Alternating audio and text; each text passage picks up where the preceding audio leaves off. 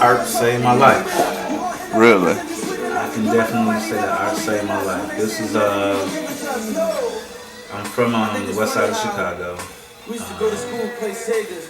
Never really been a big sports person as far as playing basketball. Like, I can play, but that wasn't never my thing. I started drawing in first grade. And because I used to read comic books, so in the classroom, I would, instead of doing my work, I would be drawing on the side margins of my. I missed a lot of assignments sitting in the classroom drawing and getting in trouble about that. Even on my homework, like I would get in trouble. My teacher would be writing little notes. Tell your son to stop drawing on the side of his homework and turn it in, and I get in trouble for that. You know, I remember that. Teachers can see me now. Right. But this has just been something that came as a natural hobby and love for me. You know? And, what happened was from first grade to 8th grade, that's all I did. When I was 14 years old, I got a job at Gallery 37. It was my very first job as an art apprentice downtown Chicago. Gallery 37. That was a huge, major turn in my life because that was the first time I was around other artists. Like, and it was teenagers. These guys were dope. You know, and I had never seen nothing like that, you know what I'm saying, before, because I was, like I said, I grew up in the west side of Chicago. I grew up in the hood, so a lot of that stuff I wasn't exposed to. Taking trips to the the Art Institute or museums like that and told just draw, come up with creativity with a sketchbook. And that was like heaven, you know. So one of the best years of my life, 1995, you know, basically. 95 was a good year. 95 was a great year. 95 was a beautiful year, bro. You know, so it was like you had the art, you had music. It was just on point, you know.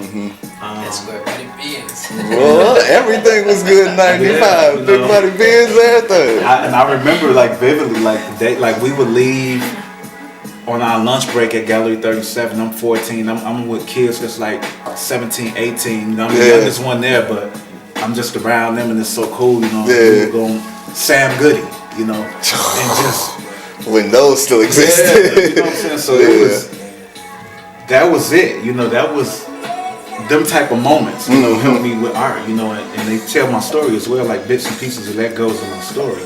But this is what I did all day, every day. You know what I'm saying? Like I didn't go outside a lot of times. When I did go outside, you know, I get in trouble here and there like any old kid do. But the majority of the time, I was in the house drawing, reading comic books, drawing. Like I am a huge comic collector. I got over 3,000 comics, so I always had inspiration.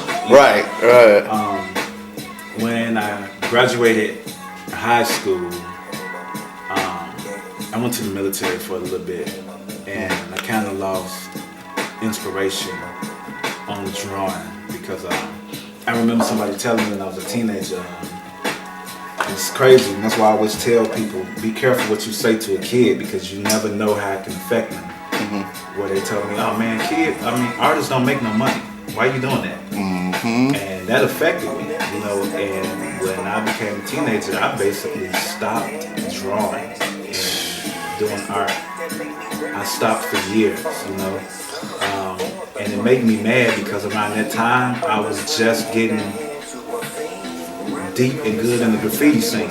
I will admit, I was a toy, so I didn't get the chance to get to that level, you know what I'm saying, like Static or Max and all of them. But what's crazy is we were around the same age, so I started around the same time. But when you know, some things happened in my life where I stopped doing art completely, completely for over 10 years. That's what people fail to realize. Like a lot of Wait, what? It was no drawing, none of that.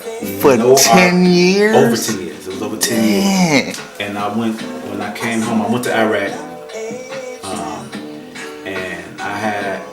I got out of the military. I literally moved to Iraq. I got out of the military. I had a job over there. It was some life-changing experiences. And when I came home, I said, okay, I'm gonna go to college. Let me get a degree. You know, I was always intimidated about going to college, and I went to college, and I was going to get a business degree, and I needed an elective. I tell the story, man. People always laugh, but it's the truth. I needed an elective, and I took a drawing course as an elective. I was like, okay, I can draw a little bit. I've never had a class before, but this should be a decent grade or A. And one day, the professor was mad at the class about something, and he said, I want all of my art majors to stand up right now, because we got to talk. You know, and they went outside, and he said, who do you think you are? Well, you don't come. And I said, I'm not an art major, so I'm a business major. And he said, what?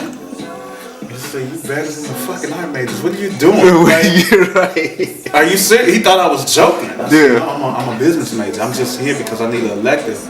He was like, so you never had an art class before? I said, this is the first time I've ever had an art class ever. You know, I'm a freshman in college. You know, never had an art class. I said, what? He said, you're doing the wrong thing.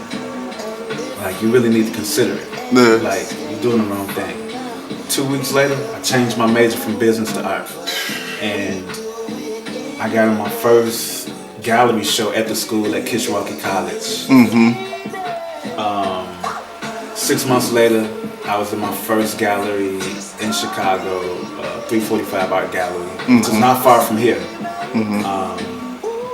Exactly 6 months from 345 Gallery, I was in Gallery Gouchard.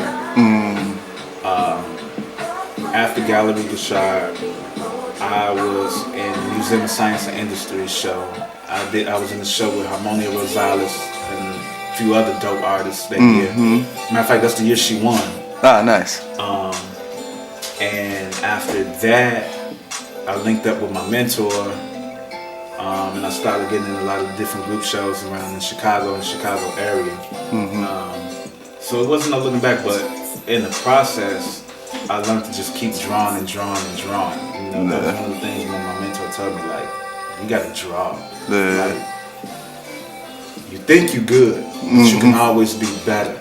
And I can show you how to be better, you know, and that's one of the things I appreciate a lot about what he did for me, because for about 3 months I hated his ass. Like, I'm not gonna lie. For about 3 months, let me look at the camera.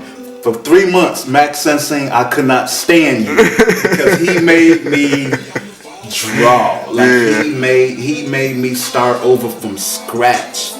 But I appreciate it. So that was the greatest thing he could have done, because even in college, they didn't make me do that. That was something where I had to learn how to separate all my biases, because without training, you draw a certain way. So if you've been drawing since you've been like 6 years old and you're 21, you got over 14 years of a certain way you've been drawing, and you haven't been properly trained. So when you get training, it's kind of hard. You're gonna keep going back to the things that you know. You want to get comfortable. And that was one of the things he was trying to tell me. Like, you got to be taught from scratch, and that helped me a lot, because it was like, now I get it. You know what I'm saying? I get it now. You know, what I thought I knew, I really didn't know. You know, and it's one of those situations now where I look at certain, I can see the growth. From just 2 years ago, you know. So that's how a lot of it started and what led me here now. And it's like, this is one of the only things where I feel like I'm home. When I'm around other artists, even if I just met them, I feel like I'm around family. You know what I'm saying? Like, this is around other art. I'm like, damn, this is it. I'm home. You know. And the first time I ever had that feeling was Gallery 37. You know, like I've done a lot of things. I've had summer jobs, but Gallery 37 when I was 14. That was the first time I felt like I'm around people like me. Right. You know, I was considered the weird kid. Exactly. It's like, know, wait, it's not just me. Like, yeah, like, you know, you grew up in the hood and you like to draw and paint. And that's not celebrated all that much. Yeah, you know, that's. It's like, what? Can you hoop though? It's like, nah, I'm not. I can draw. I'm like, yeah, okay, let me see what you can draw, but that ain't fly. Right. So, you know, I was considered weird, you know. So then when I got there, I'm like, I'm around other people like me, man. This is, oh my God, you know. I'm happy now, you know what I'm saying? Yeah. So now I get that feeling every time I'm around other artists or curators or art dealers, but the ones that really love what we got that doing, for real you know? passion for it. Yeah, and then know the history about certain things I'm learning and exactly. Like I get that feeling, you know, or even certain music, you know, like you get around certain artists and I'll be like, man, is this music a little too weird for you? Like, no, feeling it's hard. Yeah, you know, so that's a good feeling. Yeah, man.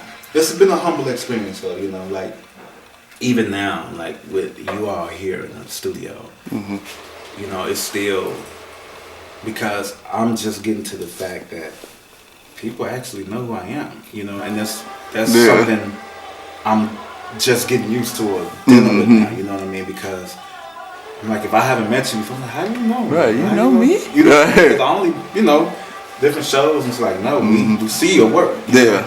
So that makes me excited, but it also makes me work harder all the time because you never know who's looking at you. Yeah, exactly. Looking at. So, and your first impression is always going to be one of the most memorable ones. You know, like somebody, they might not remember all the good stuff, but they remember some bad shit. Hell yeah, real quick. Oh no, that's the one dude.